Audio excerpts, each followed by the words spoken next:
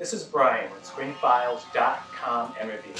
And what I'm looking at today is the first season of Moon Knight, which is a miniseries that appeared on Disney+.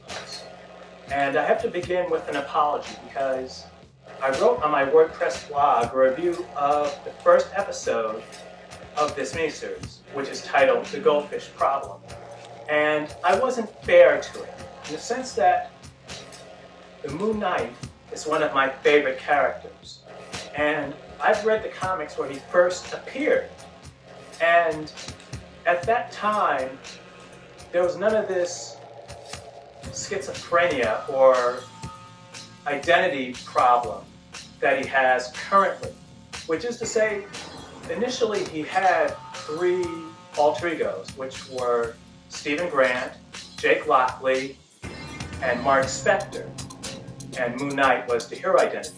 That was always present, but initially it had nothing to do with a dissociative disorder or mental illness. It was just a way for Mark Spector to delve into certain areas that he couldn't without attracting notice. So Jake Lockley was a cab driver, and that enabled him to mix with certain elements of the underworld and get information in a way that Mark Spector, who was a mercenary, probably couldn't without attracting notice. One of his identities was also Stephen Grant, who, unlike as he was portrayed in the Moon Knight television series, was more in line with, I wouldn't say Bruce Wayne, but more accurately would probably be Ted Kord, which is the Blue Beetle I'm also quite fond of, more so than the most current version. Now, the miniseries is based on more recent runs of the character, in which case Moon Knight has a dissociative disorder. So Jake Lockley, Mark Spector, and Stephen Grant are personalities that exist within the same person. That is something I did not like, and I'm still not fond of that idea, to be totally honest. And what bothered me about the Goldfish Problem was that Stephen Grant was such a milquetoast. Now, I don't understand why they didn't just make him a multimillionaire. Someone might say that they were copying Batman, but I think that's a debatable point. In any case, it goes to altering comic characters when debuting them in live action. And that's something I'm very torn about, in the sense that I understand that changes will have to be made. I think that's inevitable. But the nature of the changes is what I question. I don't understand why Stephen Grant was made to be this milquetoast, Walter Mitty type character. Now, I do understand in the context of the miniseries, it works, by the way. But I don't know why he couldn't have been treated more in line with the way he was in the comics. In any case, what's interesting about the miniseries also is that it, in a weird way, returns Moon Knight to his origins. Which is to say, I mentioned that I've been reading the character for quite a while. The thing is, he was introduced in a very supernatural context. He was fighting Werewolf by Night, and in fact, Werewolf by Night was his main opponent. And his costume was silver. That was altered too. And his crescent darts were made of silver to fight werewolves. So they're going back to the idea of the character being very much supernatural. And I really appreciate that, because while the origin has shifted, the nature of the character hasn't. And I think that's really neat. The miniseries itself is pretty good. Now keep in mind something.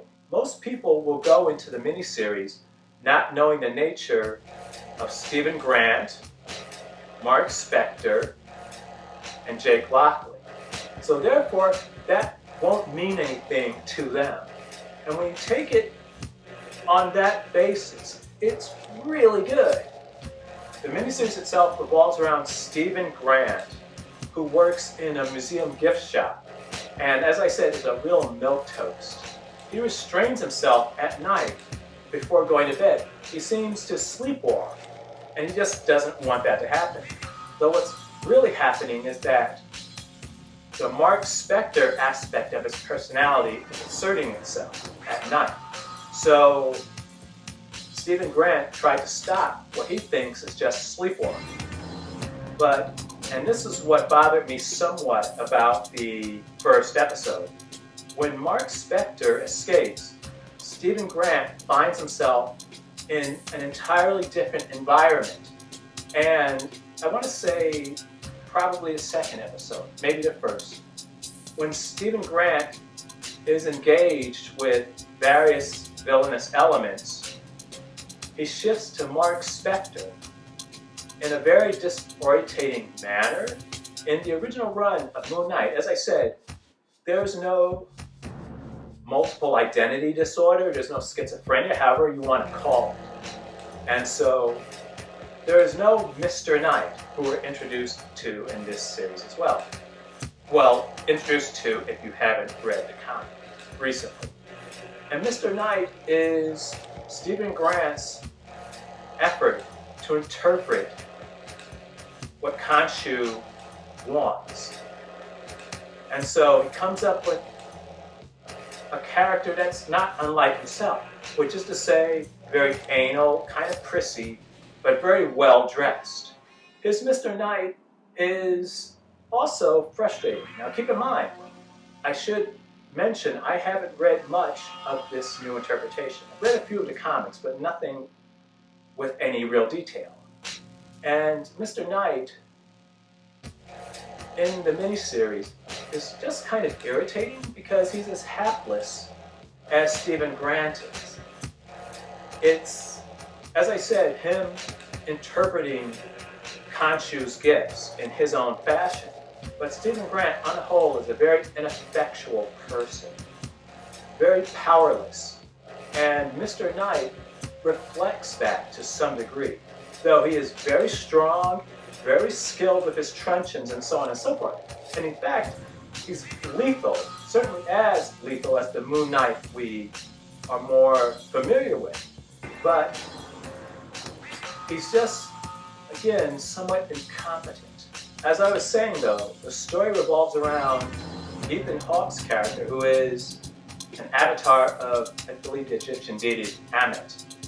Ammit is, in the context of Moon Knight, a more extreme version of Khonshu, which is to say, Khonshu uses Moon Knights as his avatars to punish the guilty, while Ammit uses Ethan Hawke's character as an avatar to destroy even the thought of evil. So Ammit prevents evil from even happening in the first place. But unfortunately, what that means is that you have to kill people who are innocent, who haven't actually acted on whatever feelings or thoughts that they had. And by the way, Khonshu is voiced by F. Murray Abraham. And the idea that a bird skull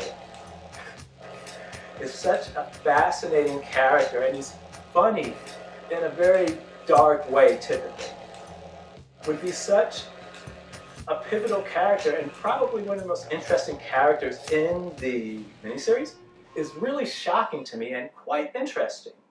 Though I mentioned earlier about how in movies characters are interpreted differently. What bothered me also about Oscar Isaac's portrayal of Stephen Grant is that it comes off kind of like someone trying to be funny as a character. As I said, he's so milquetoast. It makes me think that they're aiming for comedy with that. And I really hope that's not the case, because I love humor, but I love humor that is situational. I don't tend to enjoy humor, well, I love a good Mel Brooks movie. But in any case, I don't tend to enjoy movies that have humor where it's very stupid and seems out of context with the characters. And that's the feeling I was getting with Moon Knight. Stephen Grant's bumbling nature felt like humor for humor's sake, as opposed to, I am Stephen Grant and I do something that seems odd. I guess what I'm awkwardly trying to describe is situational humor. If you relate to anyone, you'll notice all the time that some things are funny, but that's not the intent. It's not someone making a joke, it's someone being themselves, and it comes off really weird and funny. That's humor I tend to enjoy. What was happening in Moon Knight didn't feel that way to me. It felt very much like what Taika Waititi seems to be doing with the Thor franchise, which is to say, injecting humor for humor's sake. I haven't even seen Thor: Love and Thunder, to be totally honest, because from what I've heard, he does that a lot, and I find that typically very off-putting. It doesn't fit Thor, which isn't to say I don't mind him being funny. The idea of this alien deity, the culture clash, would make that happen, but outside of the context of a culture clash, don't be stupid. That's what it seems like Taika Waititi is doing, though I really need to watch Thor: Love and Thunder. I'm not at all keen on it. Ragnarok was great. Love and Thunder, I'm not terribly interested, but at some point I'm going to be curious enough to actually judge it for myself. Though this intentional humor thing can be overdone. This is an expensive series. I haven't read any quotes on its cost, but my God, the FX, the lighting, it's just too good looking to be cheap. Marvel has a tendency to spend, I think overspend personally, on some of their television series. And this is a gorgeous series. Never mind having actors like Oscar Isaac, Ethan Hawke, F. Murray Abraham, really big names. So it's expensive, it shows, and it is a great miniseries. And I have to emphasize the miniseries part of it. There are only 6 episodes, and this is so good. In the past, I've talked about how the Netflix Marvel shows were too long. You don't need 13 episodes. You don't need 10 episodes. 8 is the top for me. It's something that's going on longer than 8 episodes. I'm probably not going to like it much when all's said and done. Moon Knight lasts 6. Perfect number. There's a lot of mileage traveled in those 6 episodes, and it looks great doing it.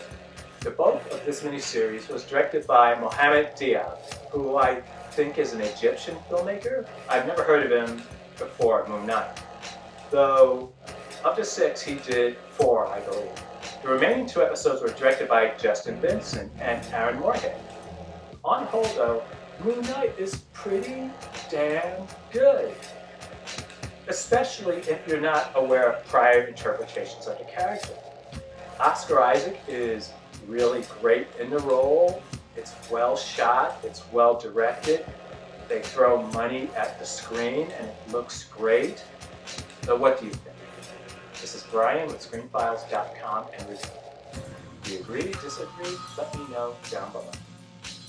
And as usual, consider a like or a follow.